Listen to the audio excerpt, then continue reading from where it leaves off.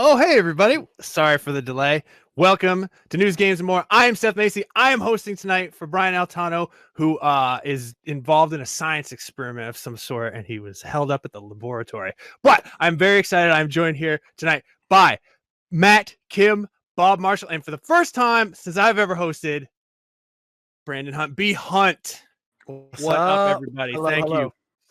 I mean, there's a lot of news to talk about. I don't know if you guys want to talk about the news first, the games first, or the more. Let's get right into it, shall we? Hey, did you hear about this? This is my Jay Leno impression. Yeah, did you hear about this? Hey, did you guys hear about this? Console scalpers have had their Xbox orders canceled in the UK. According to a Eurogamer report, UK retailer Very reportedly canceled 1,000 Xbox Series X orders placed by an alleged scalping ring. That's a perfectly round number right there. Apparently, from the report, the scalping ring charges 29.99 pounds a month to teach members how to turn a profit in the resale market. Like, I think it's kind of easy to do that. I could tell you how I'm free. Just put it on eBay. But anyway, it's unclear if Very canceled these orders because they were placed by a scalper ring, because Very said that its console orders were made on Sunday as a result of a quote technical error. And as such, some people who ordered just one console woke up to a heartbreaking email. Pip, pip, stiff upper lip. You have had your Xbox canceled. All right, Matt, you wrote an excellent piece about like how sneaker culture has realized that it's not just limited edition sneakers that they can scoop right out of there and make a lot of money, but they can also do that with consoles now. So I was wondering if you could speak on this scalping console situation.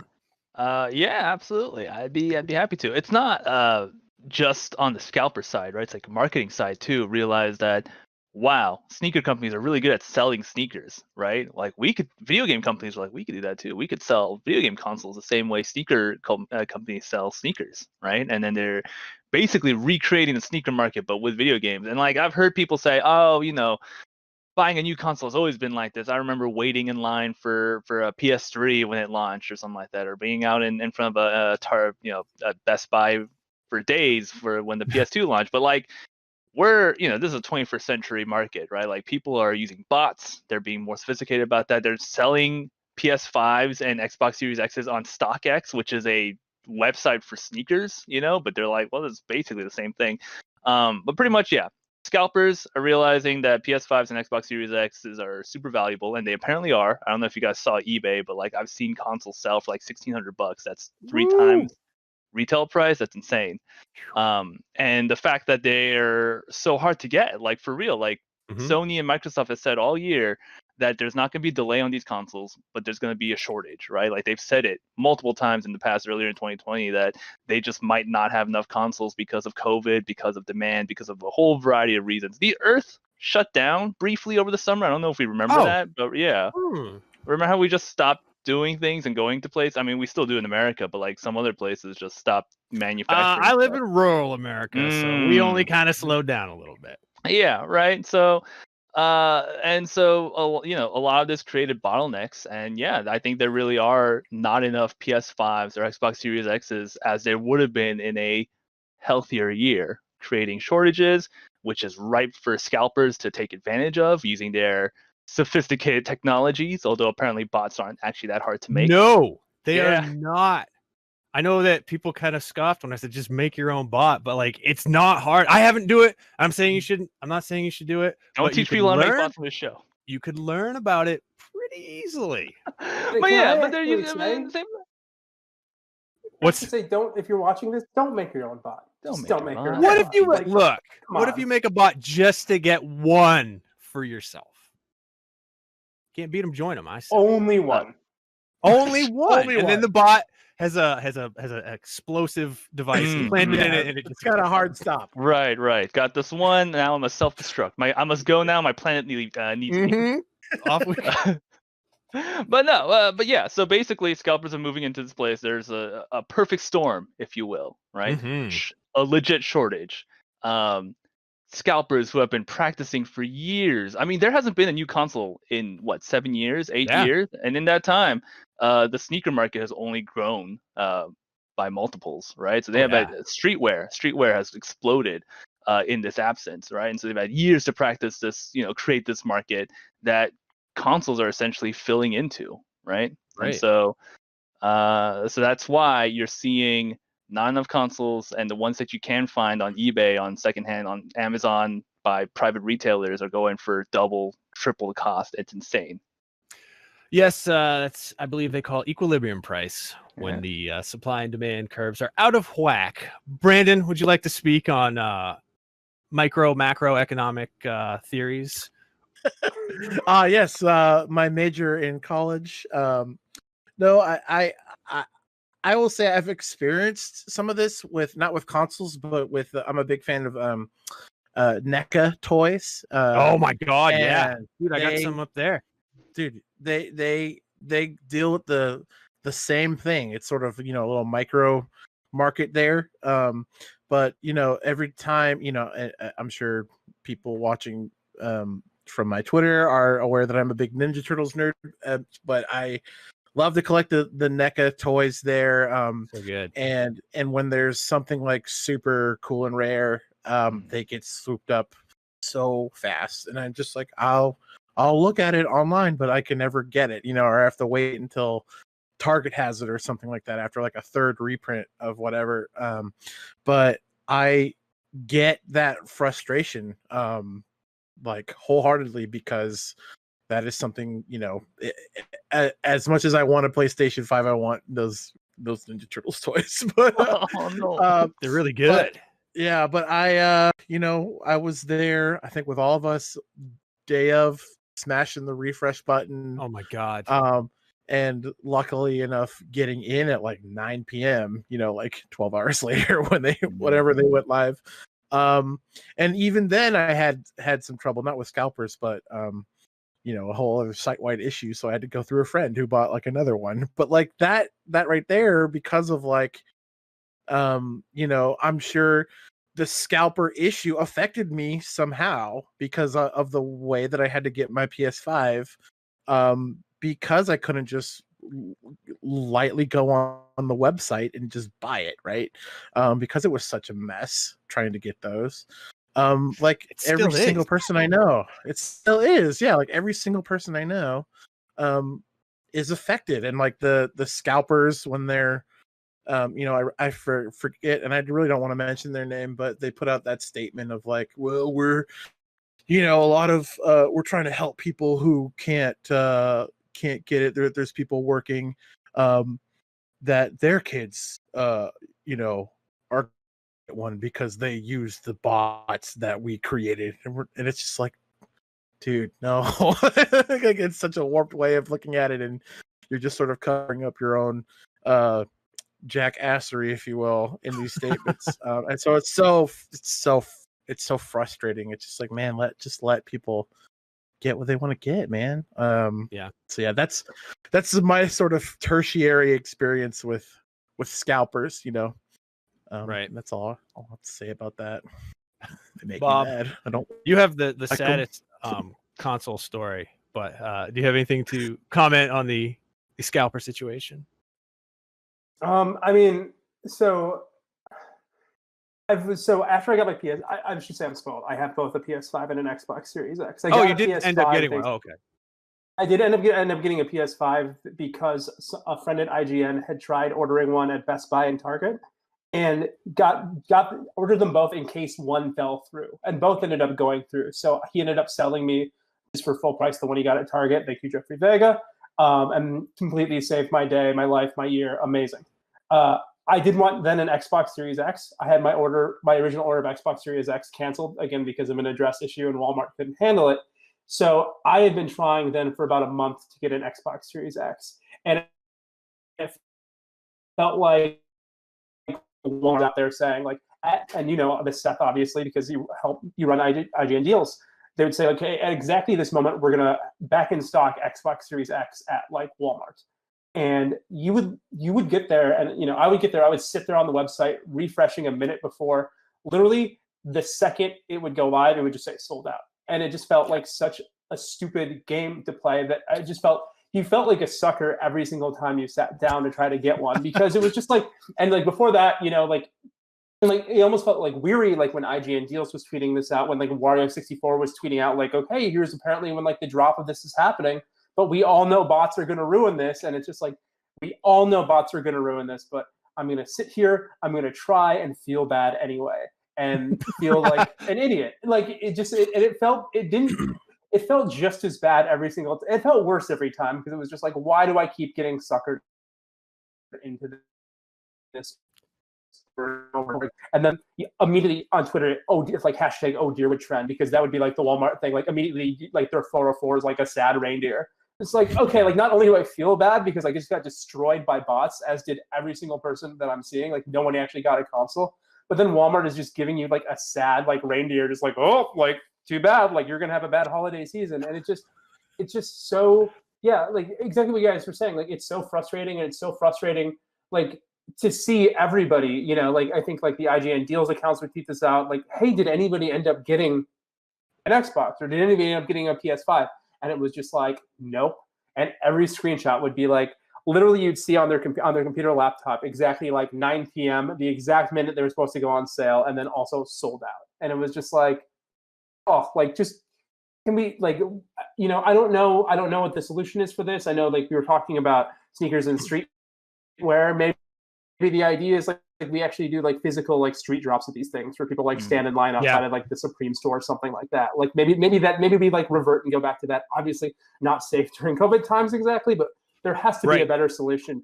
And somebody, I think that's, you know. No, I definitely agree. I think that's what made this console drop like so much worse, because you couldn't go line up at a store to get one, because like Sony straight up said, we are not putting these in stores when they come out. You have to get them online, and it's just it's a perfect storm of profanity. I can't say the word, but I think you guys know what I'm talking about. Little doo doo. Hey, speaking of next generation consoles, did you guys know that the Xbox Series S can play PlayStation 2 games, which is pretty freaking awesome? Yeah, YouTuber Modern Vintage Gamer found a way to play emulators in the Xbox Series S developer mode. And it's like one of those things that was just hiding in plain sight. Basically, in dev mode, anything that works with Universal Windows platform, you can run Windows-based emulators in dev mode. So dev mode was added to the Xbox in 2016. And I only just like heard about it today. It's migrated to the new Series X and S. And using this sort of loophole, now you can just boot up an emulator for PlayStation 2, GameCube, Dreamcast, Nintendo Wii, whatever you want to do. Modern Vintage Gamer was using the RetroArch emulator, which I'm not familiar with. I'm familiar more with like the older Super NES, you know, because I'm an old man myself. He played God of War, Metal Gear Solid 2, Silent Hill 2, and more PlayStation 2 games. What a great selection right there. Metal Gear Solid 2, I am a believer. I was against that game for a long time, but then it just made sense one day. GameCube games actually look phenomenal. Like they look so good. There's no better way to see them than running like on the Dolphin emulator on an Xbox Series S, making basically at $299. Modern Vintage Gamer saying like this is probably the best emulation machine around, because $299. Like you got to build a pretty powerful computer. My computer is not a slouch, and I tried running Dolphin on it, and it was not an enjoyable experience at all. So let's talk about one of my favorite subjects, emulation. Who would like to speak about emulating games on an Xbox Series S? I'm thrilled by it. I don't know if you guys remember back in the day. I'm sorry, I just asked you to talk and then I went into it. You can see how excited I am. But like you used to have to like solder chips onto, you know, like the PS2. Like there was a guy, everybody knew a guy who'd be like, yeah, I can mod your PS2 and it will play bootleg games. And you'd go to somebody's house and they'd have just like a stack of just printed off, you know, bootleg games. But now it's like, oh no, you just load up freely available open source software and you can play these ROMs. And that's, for me, very exciting. Matt, you look skeptical. You know what? No, I've never emulated in my life. That's for jerks. No. No, it's cool in that it's kind of out of nowhere, but also developer mode on an Xbox essentially just turns your console into a small bootable PC, right? Yeah. So, which is what consoles are, you know? Right. And I don't know, it basically this is good news for enthusiasts, and I will leave it at that. Like Yeah, myself. I think Matt's onto something where it's sort of like how you said, like it turns your console into, you know, a small bootable PC, and then sort of like I don't know. For me, I could say that like takes the magic away from it. Like I would love to emulate Vagrant Story again somewhere. Shout out to Zach Ryan, but I would love to play that game again on with some better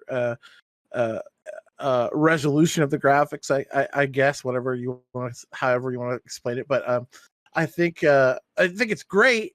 But then like modding your system, I never wanted to do that because I mean, it was too expensive for me as a 14-year-old kid trying to be like, Mom, can I pay like $100 to mod my PS4? And she'd be like, why do you want to do that? It's gonna void the warranty, all this shit. Oh, I paid $200. You're like, yeah, that's right. I don't want to go to like some Craig in a shop and be like, hey man, I'll mod your PS4 or PS2 for you. So it was always like shady, like or it felt like a little like dangerous to do.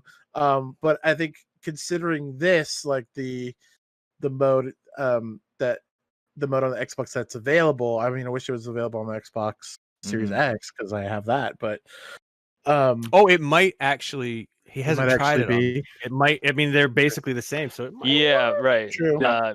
Yeah, he says he only had a Series S to test it out with, but he said the what's it, Modern Retro Gamer on his YouTube channel said Series X should be fine, but he also said that they're like the Series X is more powerful than the Series S in terms of specs, but it wouldn't make a difference on emulation, is what he said, Right. because the program itself caps out at a certain limit, and they both cap out around the same place. Right. That makes sense. Well, dang, I might have to try it on my Series X because I want to get back to story again. Yeah. I'll be on the next episode. How about that? I feel like we're ignoring the elephant in the room, which is the Xbox can play PS2 games, but the PS5 can't. Right. That is. I mean, yeah, that seems like an architectural design choice for the two platforms, right? Like that's definitely like it's like not to do this, but I will. But like Mac versus PC, like Mac, you can't just get into the guts of the machine and change it around as easily as you can on a PC. Or that is to say, I probably could figure out if I wanted to, but I need to learn some more coding language, or maybe get into the weeds of forums a little bit deeper. But that being said, I feel like it's neat that Microsoft is like, they're not obviously making it known officially, but it's neat that maybe they're not, unless we don't know and they suddenly decide to like patch it or something. But it's neat that they're like, whatever. We ruined it. I didn't even consider that. Oh man. I think it's neat that they're like, whatever. Yeah, totally can install an X thing in here in dev mode and do what you want to do. Like I think that's pretty awesome, Yeah. And I will reserve my PS5 as the thing that I keep pure, and that I just want to put like PS4 and PS5 games, and then the Xbox can be the thing that I can like noodle around with and play Vagrant Story again on my console. You can become your own like creepy neighborhood emulator guy, hanging out like in an open garage, like smoking a cigarette and like telling all the kids like, "Oh, I'll mod your." I'll make a TikTok for $100. What's funny to me is getting developers mode isn't even a mod. It's a $50 fee, I think, to Microsoft. Oh, really? Yeah. Oh, wow. Okay. I don't know if you were aware. So Microsoft is the shady dealer in the back. I was very surprised. It was it's late literally in Bill the life Gates sitting in cycle. his garage. it was late into the PS3 life cycle that I found out that it can play PS1 games. Like I did not know that that was a feature that you could just drop a disc into your PS3 and it'll play PS1. And it's weird that the PS5 doesn't do that. Yeah. But Bob, what about you? Have you ever had any shady backroom dealings with emulation with a guy like a trench coat? Like, hey, yeah. I definitely, the way you described it though, definitely like awakened like this part of me. Like it was, I remember exactly the kid in school who had like all like you go to their house and they'd have all those like bootleg games and just like it was always just like you're bad, like you're a bad kid, like your parents like it was always the kid too who had like this stack of like porn and like cigarettes like hidden somewhere like in his room like in a trap door, and it was just like also like here's like all of the game, like look, it's like a weird like thing that says Twisted Metal, you want to do it? It's like I guess, and it like worked great. I mean honestly, like I would love to revisit Silent Hill now. Like why Silent Hill 2 specifically, like why not? Yeah, I'm trying to figure out, just like B-Hunt, I'm trying to like be like, okay, like I have these 2 next gen systems now, like what do I use them for? Like what is the practical use here? And like I think why not, I think when these things happen, it always sort of feels a bit like a challenge. Like, okay, like I feel like I'm being like a news story like this happens, and it's like I feel like I'm being dared. And maybe next week on NG Plus, I can tell you how it goes, and if I went through with it. But yeah, no, it's cool. It's cool that we're still talking about like this is already being cracked this early on into the new gen life cycle. I think like that's awesome, and that this is like something that can has happened sort of every console generation, and it's these things are getting more obviously, like these things you would think are getting a bit more closed up because like the competition is rising, like like the IP is becoming supposed to be more stringent and more bold on both sides. But this still feels fun. This is just very fun to me. This is what you want out of consoles. It's like just this craziness that people are figuring out. And I also love these news stories because it's just like, who is the first one to figure, these people who are figuring this out. It's just like awesome. Like I'm so glad that these people exist just to mess around and play with stuff for the rest of us. I love it. Go ahead. Sorry, I think it says something to like the archival nature of people, and like maybe the purists that like the people that crack these, or the people that figure out you can buy the dev kit for $50, right, are the ones that are like keeping the old generation of games alive in a way. Like I think the option of backwards compatibility, it is definitely a response to that community being like, well, how about we do it for you? We'll give you that option so you don't have to go to a shady spot and do it. Or like open up your PS1 or 2 and void the warranty when you do that. Because they realize that people want that. But I think like the entire aspect of this being a thing is just like, the preservation of history. Like it's our way of being like, this is our library. We want to keep our library. Right? Like, because every time a PS5 comes out, it's sort of like it's a new building that we have to fill up with books again. And so and currently to me the PS5 is right now only the Spider-Man machine, and the Xbox is only it's only the games with gold older games machine that I have. Pretty much. Because I'm waiting for that big Xbox exclusive to drop. I think like a lot of people, but I think the two opposing forces, I guess. No, they're not opposing. We don't want to say that. But the two clans are like, one, they both have taken a stance, and one is like, check out our flashy new newness. Like our new PS5 is new and it's the future. And the Xbox is like, we're a library. We have a library of games, but that we want you to play everything. Like we want you to keep going and keep remembering our legacy, right? And so I think it's cool that Xbox is allowing that to happen, to sort of say like, hey, like don't open your box. Like, just we'll let you have it. Just here you go. Like, we're not gonna like sell it because we want you to buy the new stuff. But like, Yeah. keep going, preserve it, play what you want to play. And I don't think PlayStation is necessarily saying no to that, but I think they're pushing a new narrative for their own legacy, which is like move forward, play the new stuff, right? So I don't know what any of that means. I think it's just noticing the two the dichotomy of what these two new consoles is bringing to the preservation of game history. I just like the fact that it was just this obvious thing that somebody was like, "Oh, hey, wait a minute, I could do this. I could just do this." Like I've been following the development of the Nintendo Game & Watch hacking, and that is like that requires like a degree in engineering. You have to know you have to take it apart and do some soldering and like rewrite chips, and it's a big hassle. It's very interesting stuff. Hey, nothing like video games to like help you learn how to engineer and re-engineer a bunch of stuff. I mean, the guy that I was watching, he got Doom to run on the Game & Watch, so there were no textures, but it's Doom, and he's working on it. He's like, yeah, if I replace this chip, we'll probably have enough memory for Doom with textures. So there you go. Wow, crazy. Hey, do you guys want to talk about another classic 3D game, or maybe the movie upon which it is based? Because there's a huge radio telescope from the GoldenEye movie. It's no more. It collapsed, and that is kind of scary. The Arecibo, did I say that correctly? I don't know. The Arecibo Observatory in Puerto Rico collapsed on Tuesday. Which is great timing because it was already scheduled for demolition.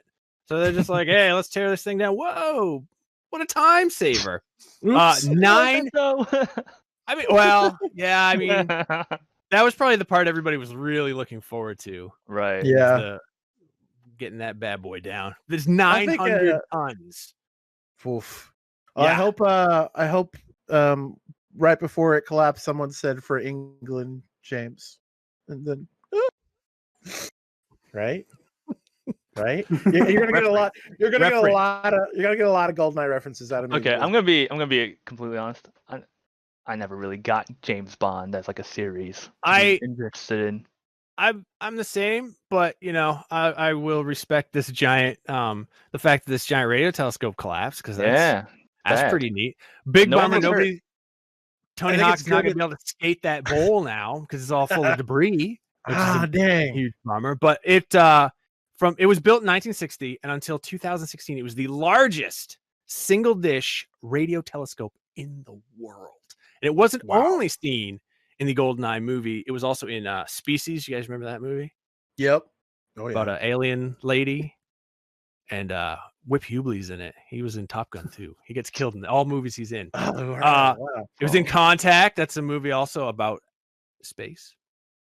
And it was in a show called The X-Files, an episode called Little Green Men. And I did not know this, but it also inspired a multiplayer map in Battlefield 4. So I wrote this before I realized I was a massive GoldenEye movie fan, but I wrote this question in: is GoldenEye only remembered because of the N64 game, or was it a great movie?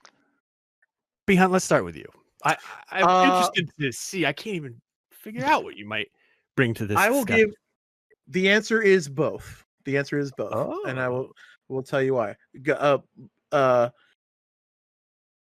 GoldenEye the movie is probably like a big return to form. If I remember correctly, the previous ones with Timothy Dalton, I think people liked those, but I feel like there was some sort of kind of about them. I don't know if I think people just didn't like Timothy Dalton as Bond, which is it is fair. In the 80s, they were used to the classic predecessors, right?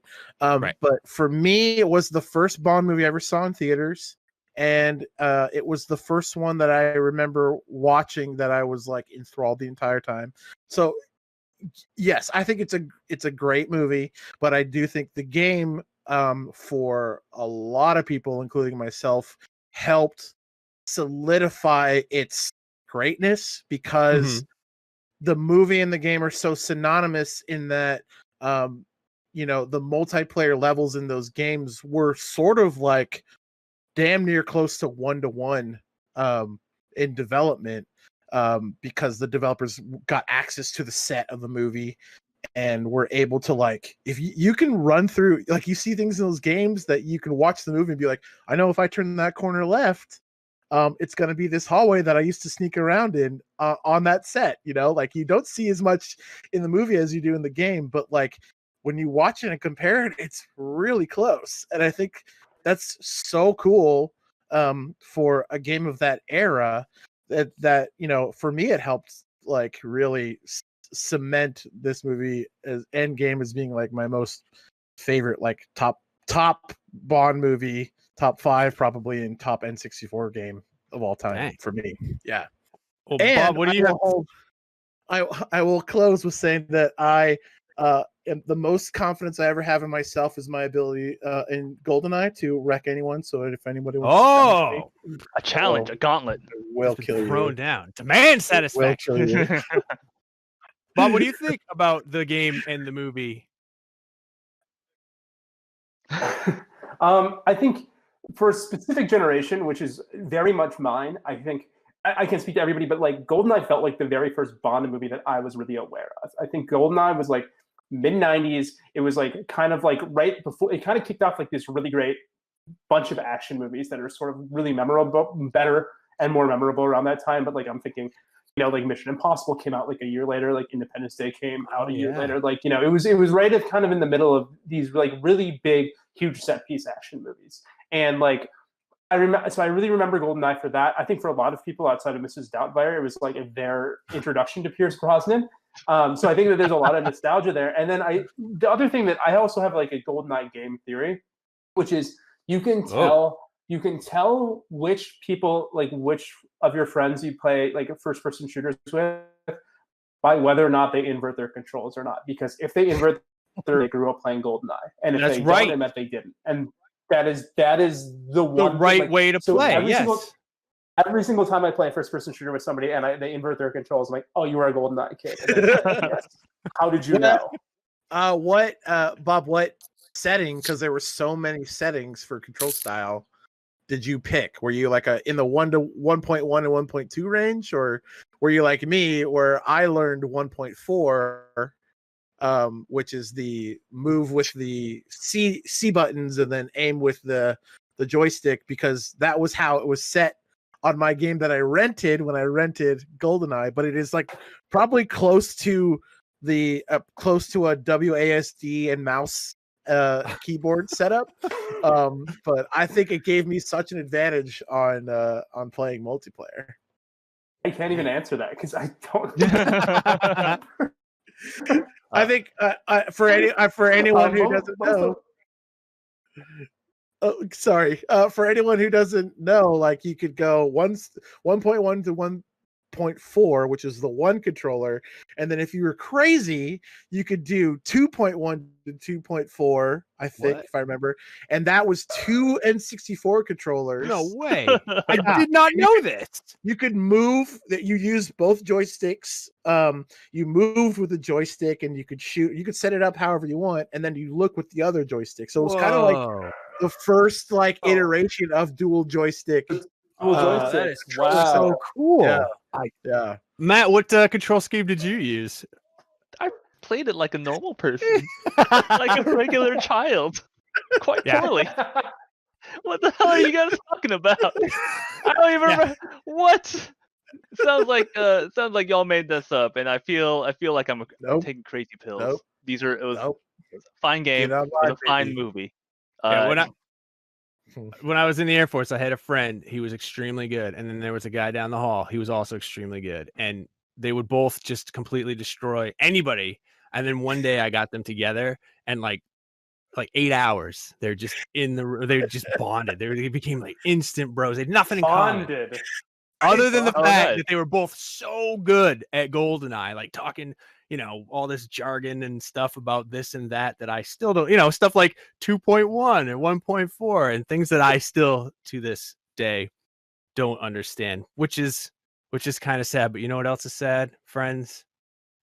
That segue where I was going to say we're out of time. Oh, because it was really Already? forcing painful. So Oh, yeah, I'm afraid true. so. But Wow. you know what? This show's on every night of the week, and it will be on again tomorrow at the same time. Twitch, YouTube. I know, it's so cool. I, however, am taking time off, so I won't be here. But who knows who will be here tomorrow? It'll be a surprise. You'll have to tune in and check it out. So, Bob, B Hunt, Matt, thank you all for being on the show with me tonight. It's always so much fun. I'm really stoked, and now I'm like kind of wanting to try to play GoldenEye with two Yeah, you should. controllers. I really want to do it. So thank you, and we are out of here. Later. Bye. I'm gonna play Call of Duty.